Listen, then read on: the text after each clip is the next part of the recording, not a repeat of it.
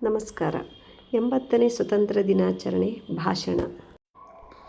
ಮಕ್ಕಳೇ, ನಿಮಗಾಗಿ ಈ ಸುಂದರವಾದ ಭಾಷಣ.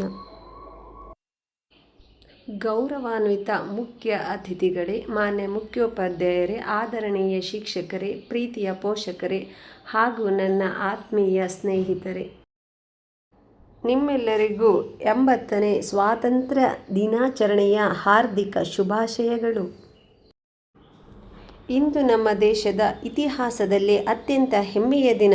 1947ರ ಆಗಸ್ಟ್ 15ರಂದು ನಮ್ಮ ಭಾರತ ದೇಶವು ಬ್ರಿಟಿಷರ ಆಳ್ವಿಕೆಯಿಂದ ಮುಕ್ತವಾಗಿ ಸ್ವಾತಂತ್ರ್ಯವನ್ನು ಪಡೆಯಿತು. ಬ್ರಿಟಿಷರಷ್ಟೇ ನಮ್ಮ ದೇಶವನ್ನಾಳಿದರೆ? ಇಲ್ಲ. ಸಾವಿರಾರು ವರ್ಷಗಳ ಹಿಂದೆ ಭಾರತವು ಚಿನ್ನದ ಹಕ್ಕಿ ಎಂದು ವಿಶ್ವದಲ್ಲಿ ಪ್ರಸಿದ್ಧವಾಗಿತ್ತು. ನಮ್ಮ ದೇಶದ ಸಂಪತ್ತು, ಸಂಸ್ಕೃತಿ, ವ್ಯಾಪಾರ, ವಹಿವಾಟುಗಳು ಪೋರ್ಚುಗೀಸರು, ಡಚ್ಚರು, ಫ್ರೆಂಚರು ಮತ್ತು ಬ್ರಿಟಿಷರು ಇತರೆ ವಿದೇಶಿಯರನ್ನು ಆಕರ್ಷಿಸಿತು. ವ್ಯಾಪಾರದ ಹೆಸರಿನಲ್ಲಿ ಭಾರತಕ್ಕೆ ಬಂದ ನಂತರ ಅವರು ನಮ್ಮ ದೇಶದ ಆಡಳಿತದಲ್ಲಿ ಹಸ್ತಕ್ಷೇಪ ಮಾಡಲು ಆರಂಭಿಸಿದರು. ಕೊನೆಗೆ ಬ್ರಿಟಿಷ್ ಈಸ್ಟ್ ಇಂಡಿಯಾ ಕಂಪನಿ ಭಾರತದಲ್ಲಿ ತನ್ನ ಪ್ರಭಾವವನ್ನು ಹೆಚ್ಚಿಸಿಕೊಂಡು ಕ್ರಮೇಣ ದೇಶದ ಬಹುಭಾಗವನ್ನು ತನ್ನ ಅಧೀನಕ್ಕೆ ತೆಗೆದುಕೊಂಡಿತು. ಸುಮಾರು 200 ವರ್ಷಗಳ ಕಾಲ ಬ್ರಿಟಿಷರು ಭಾರತವನ್ನು ಆಳಿದರು. ಈ ಅವಧಿಯಲ್ಲಿ ಭಾರತದ ಸಂಪತ್ತನ್ನು ಲೂಟಿ ಮಾಡಿದರು, ಜನರ ಮೇಲೆ ಅನ್ಯಾಯದ ಕಾನೂನುಗಳನ್ನು ಹೇರಿದರು ಮತ್ತು ಸ್ವಾತಂತ್ರ್ಯವನ್ನು ಕಸಿದುಕೊಂಡರು. ಆದರೆ ಭಾರತೀಯರು ಎಂದಿಗೂ ಗುಲಾಮಗಿರಿಯನ್ನು ಒಪ್ಪಿಕೊಳ್ಳಲಿಲ್ಲ. 1857ರ ಪ್ರಥಮ ಸ್ವಾತಂತ್ರ್ಯ ಸಂಗ್ರಾಮದಿಂದ ಆರಂಭವಾಗಿ ಅನೇಕ ಹೋರಾಟಗಳು ನಡೆದವು.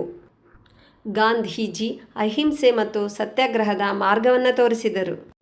ನೇತಾಜಿ ಸುಭಾಷ್ ಚಂದ್ರ ಬೋಸ್ ಅವರು ನನಗೆ ನಿಮ್ಮ ರಕ್ತ ಕೊಡಿ, ನಾನು ನಿಮಗೆ ಸ್ವಾತಂತ್ರ್ಯ ಕೊಡುತ್ತೇನೆ ಎಂದು ಕರೆ ನೀಡಿ ದೇಶದ ಯುವಕರಲ್ಲಿ ದೇಶಭಕ್ತಿಯ ಜ್ವಾಲೆಯನ್ನು ಹೊತ್ತಿಸಿದರು.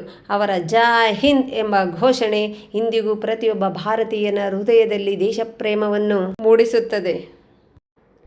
ಮಹಾತ್ಮ ಗಾಂಧೀಜಿ, ನೇತಾಜಿ ಸುಭಾಷ್ ಚಂದ್ರ ಬೋಸ್, ಭಗತ್ ಸಿಂಗ್, ಚಂದ್ರಶೇಖರ ಆಜಾದ್, ರಾಣಿ ಲಕ್ಷ್ಮೀಬಾಯಿ, ಸರ್ದಾರ್ ವಲ್ಲಭಭಾಯಿ ಪಟೇಲ್ ಸೇರಿದಂತೆ ಅನೇಕ ಮಹನೀಯರು ದೇಶಕ್ಕಾಗಿ ತಮ್ಮ ಜೀವ ಮತ್ತು ಜೀವನವನ್ನೇ ಅರ್ಪಿಸಿದರು. ಅವರ ತ್ಯಾಗವನ್ನು ನಾವು ಸದಾ ಸ್ಮರಿಸಬೇಕು. ಈ ಮಹನೀಯರ ಹಾದಿಯಲ್ಲಿ ನಡೆಯೋಣ. ನಾವೆಲ್ಲರೂ ದೇಶದ ಪ್ರಗತಿಗೆ ಶ್ರಮಿಸೋಣ. ನಮ್ಮ ದೇಶವನ್ನು ಇನ್ನಷ್ಟು ಬಲಿಷ್ಠವಾಗಿಸೋಣ. ಜೈ ಹಿಂದ್, ವಂದೇ ಮಾತರಂ. ಧನ್ಯವಾದಗಳು. ಬೋಲೋ ಭಾರತ ಮಾತಾ ಕಿ ಜೈ.